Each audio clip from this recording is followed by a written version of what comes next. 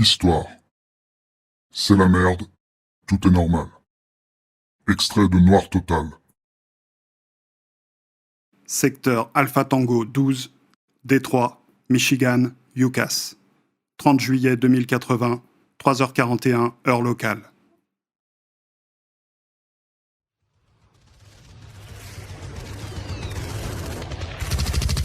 Contact à gauche! Contact à gauche! Non! Contact à droite! Droite! Oh mon Dieu! Ils sont partout!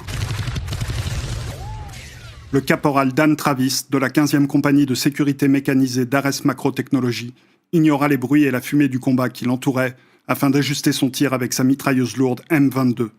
Les données d'acquisition du Smart Gun emplirent son champ de vision. Il pressa la gâchette et la mitrailleuse ultra-lourde tressauta entre ses mains alors qu'il transperçait un esprit guêpe avec ses munitions calibre 50 hautement explosives.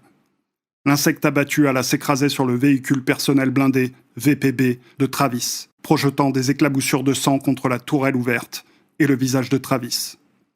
Travis ôta les tripes de l'insecte de ses binoculaires en poussant des jurons. Mais les restes de l'insecte étaient le cadet de ses soucis. Ses yeux cybernétiques identifièrent une foule de cafards, de fourmis et d'autres types d'insectes avançant vers sa position, le long des rues et sur les flancs des bâtiments, en une vague grotesque et vrombissante. Une partie des insectes s'était déjà attaquée aux troupes d'Ares, massacrant tous ceux qu'elle rencontrait sur son passage.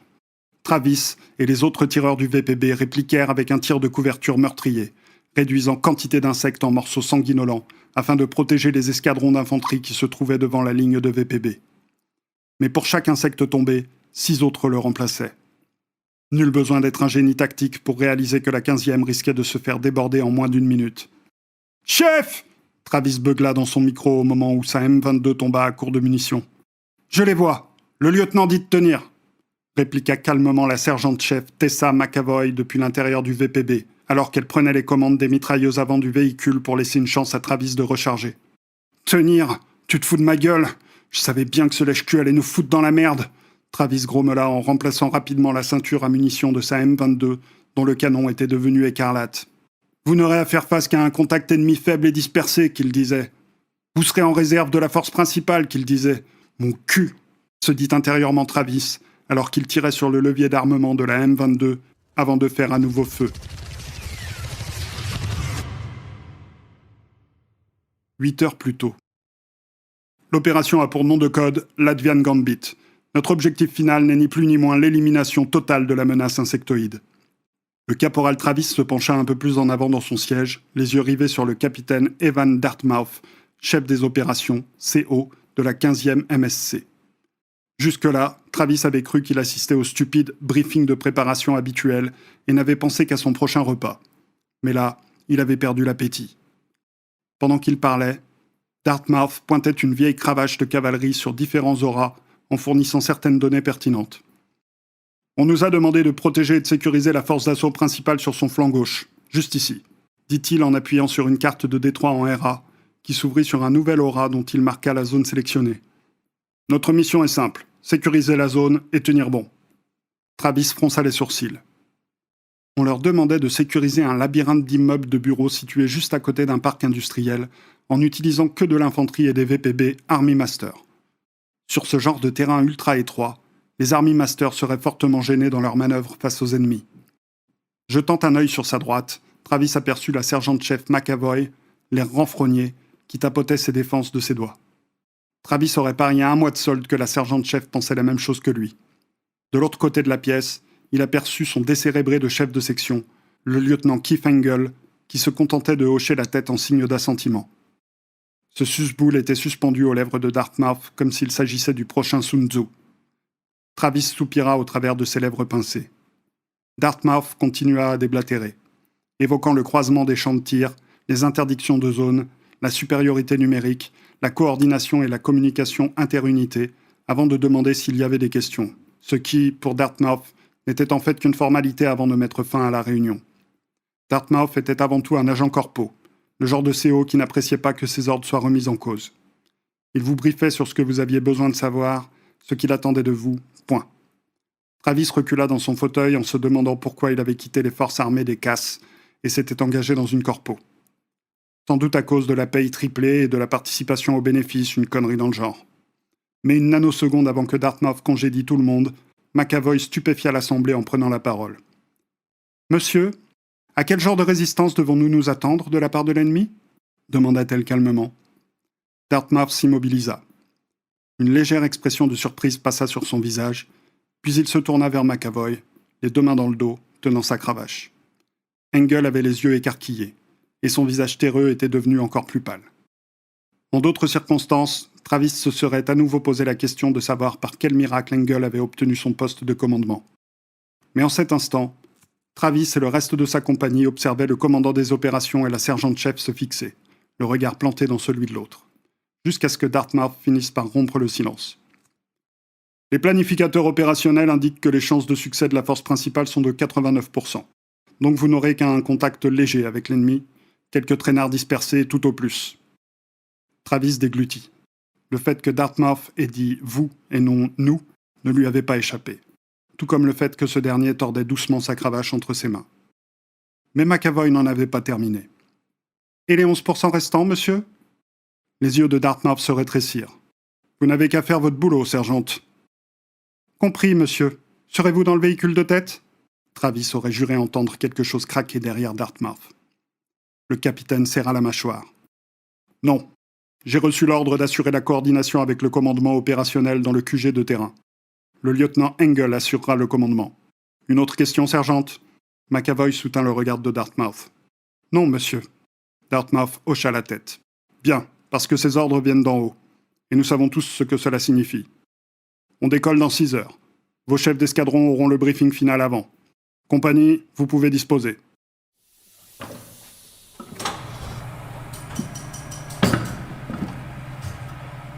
Je te le dis, Dano. J'ai comme un mauvais pressentiment. Ma carcasse me dit qu'on n'en reviendra pas. Travis baissa les yeux alors qu'il graissait une énième fois sa M22. Cela faisait 2 heures que le briefing était terminé. Et il était toujours aussi anxieux. Paco, tu dis ça avant chaque mission depuis 4 ans. Le caporal Ernesto Paco Hernandez, rigueur nain et chauffeur de VPB, dégagea sa tête du compartiment moteur de leur A-Master et pointa un cliquet vers Travis. « T'arrêtes pas de me charrier avec mon dos. Mais rappelle-toi que ma carcasse nous a évité de percuter cet engin explosif improvisé près du Kilimandjaro. » Travis leva les yeux vers le ciel. « Pour mémoire, j'avais repéré les 2 insurgés sur la route bien avant qu'on se rapproche. »« Ouais. Mais t'avais pas vu où ils l'avaient planqué. Si mon genou ne m'avait pas fait mal... » Il y avait de la terre fraîchement retournée sur le côté de la route. N'importe quel bleusaille aurait pu le voir. Mais je me suis arrêté juste devant l'endroit où l'obus de mortier avait atterri. Donc le mec qui a mal visé, c'est grâce à toi ? Oui. Enfin non. Parce que si j'avais avancé, ne serait-ce que de 2 mètres de plus... Tu dis des conneries, Paco. Tu sais qui d'autre dit des conneries, Travis ? Interrompit une voix grave et cinglante, qui brisa net la conversation entre Travis et Paco, telles des balles APDS traversant au travers d'un blindage bon marché. Les 2 caporaux fermèrent bruyamment la bouche, avant de baisser les yeux vers McAvoy, qui semblait prêt à déchiqueter un blindage avec les dents. « Si vous en avez fini avec votre concours de claque-merde, j'aimerais m'assurer que mon A-Master est prêt au combat, et ce, avant qu'on se retrouve en combat. » Ils restèrent immobiles quelques instants dans un silence pesant. Travis et Paco savaient que McAvoy n'en avait pas vraiment après eux. Cela faisait 6 ans qu'ils faisaient équipe, et ils avaient survécu à 5 déploiements. 2 pendant les guerres du désert, 1 au Kenya, et 2 autres dont ils ne parlaient jamais. Le genre de situation qui vous oblige à faire connaissance et à vous faire confiance en un temps record. Travis finit par rompre le silence. « Alors, c'est quoi le topo, chef ?» McAvoy retira sa casquette et fit courir ses doigts métalliques sur son crâne chauve. « Comme d'habitude. Engel a la tronche tellement enfoncée profondément dans le cul de Dartmouth qu'il fonce tête baissée sans même poser une putain de question.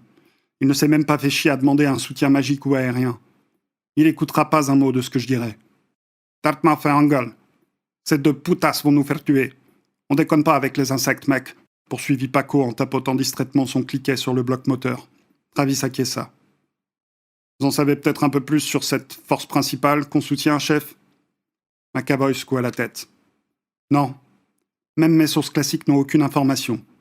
Selon les rumeurs, il s'agit d'une sorte de nouvelle unité d'élite super augmentée et très perfectionnée de Firewatch, capable, en théorie, de tenir un combat au corps à corps avec les pires insectes, sans céder le moindre pouce de terrain. Paco cracha sur le côté du A-Master. J'espère, parce que depuis qu'on a perdu la vraie Fire... McAvoy et Travis fusillèrent Paco du regard avant qu'il ait eu le temps de finir sa phrase.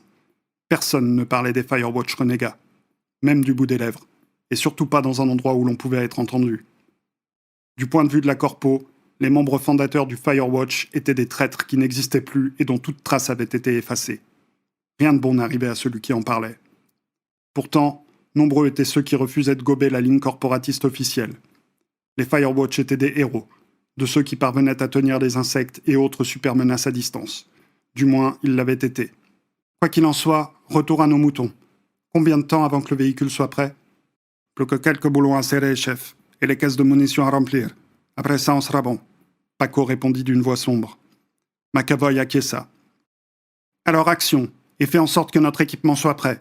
Surtout mon package spécial. Je dois aller parler aux autres membres de l'équipe. J'ai entendu dire qu'on pouvait se mettre en route plus tôt que prévu. Les deux caporaux acquiescèrent. Hé, chef, on fera quoi quand Engel finira inévitablement par merder une fois là-bas ? Demanda Travis. La même chose que d'habitude, répondit McAvoy du tac au tac. On en dézingue autant qu'on peut, on sauve autant des nôtres que possible et on espère ressortir de l'autre côté toujours vivant. Sur ces mots, elle se détourna et s'avança vers les autres véhicules. Travis et Paco se regardèrent un moment, puis Travis leva le poing pour checker avec Paco. C'est la merde. Tout est normal.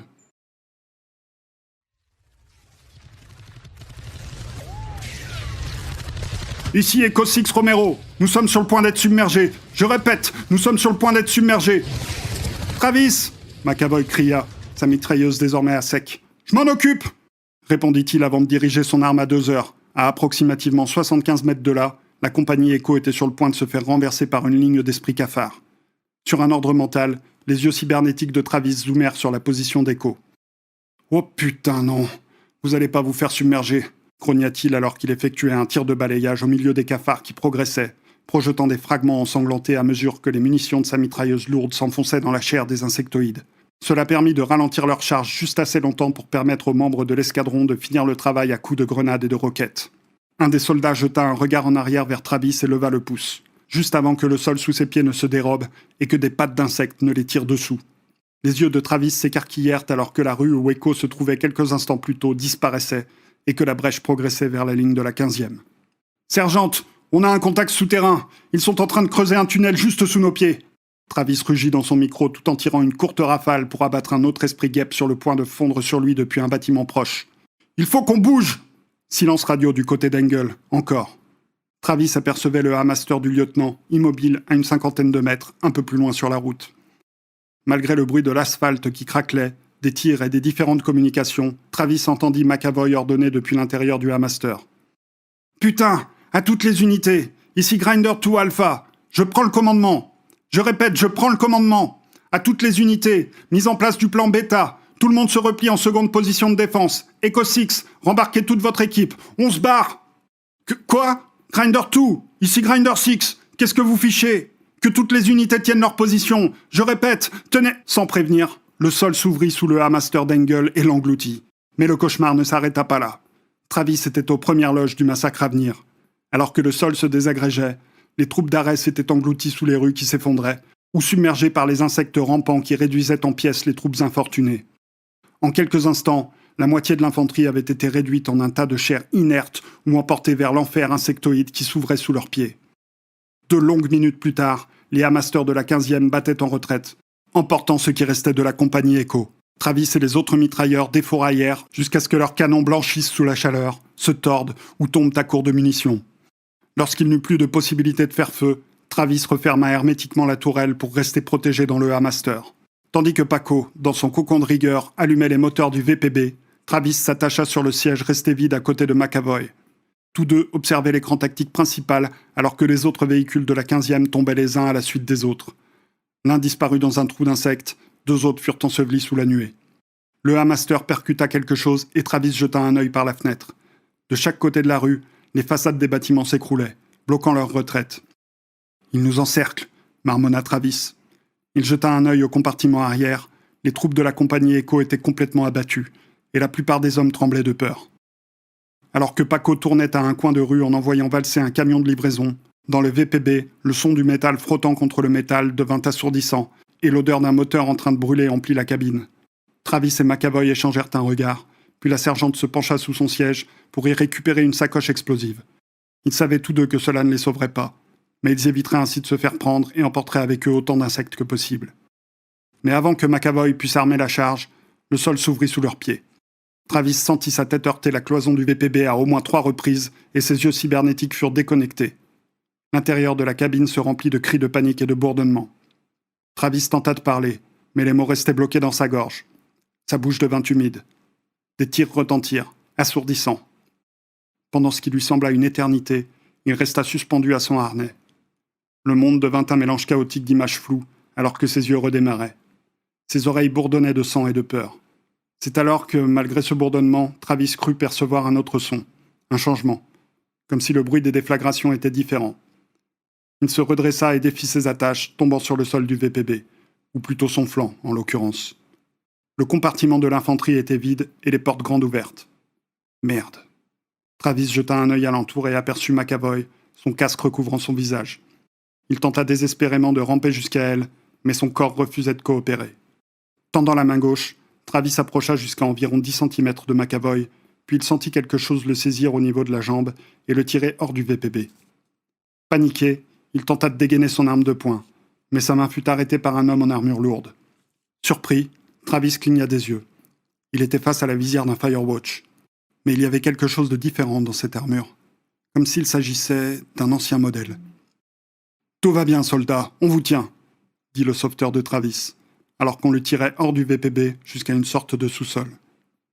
Travis aperçut plusieurs autres hommes, magiciens et drones de combat lourds des Firewatch s'attaquer à la horde d'insectoïdes à coups d'armes lourdes et de magie de combat, projetant les tripes des insectes un peu partout. McAvoy lui revint alors à l'esprit et il tenta de parler, mais ce fut précisément à cet instant que l'obscurité l'enveloppa.